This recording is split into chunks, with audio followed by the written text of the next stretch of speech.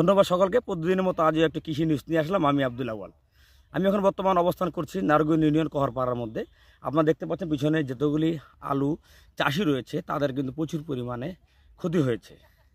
তিনজন কৃষকের সঙ্গে কথা বলে দেখলাম যে 20 বিঘা জমি ওরা আলু চাষ করেছে, তাদের কেনা থেকে লাভ হবে 20 বিঘা মাত্র 15,000 টাকা।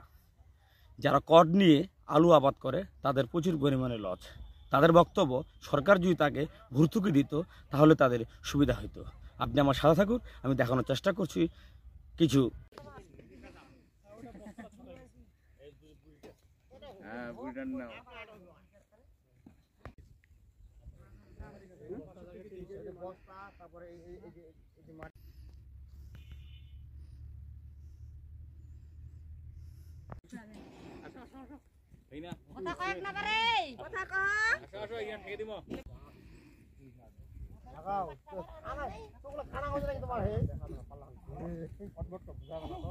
আলু লাগাইছি 6 একর মাটি।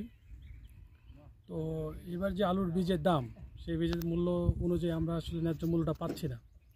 যা আমি আলুর বীজ কিনছি 70 টাকা করে কেজি, আর এখন আমাকে বিক্রি করতে হচ্ছে পার কেজি 13 টাকা।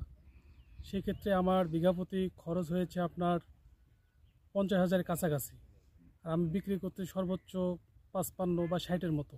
সেক্ষেত্রে আমার লাভ সর্বোচ্চ 5,000 বা 7,000-এর মতো হতে পারে, যেহেতু আমার এটা নিজস্ব জমি।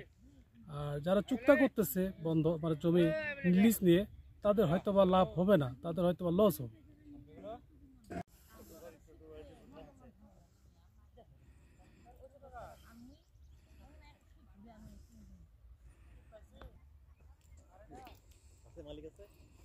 মালিক কে এটা ভাই?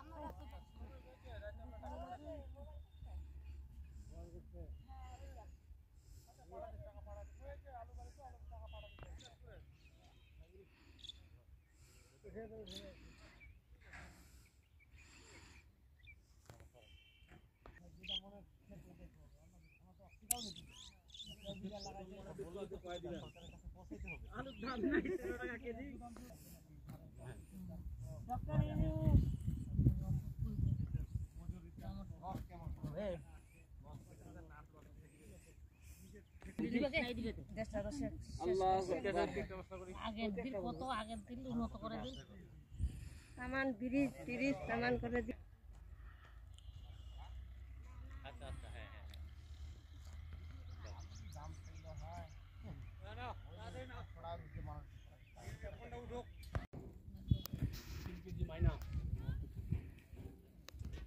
আর খালুর কি দিতে জামাই না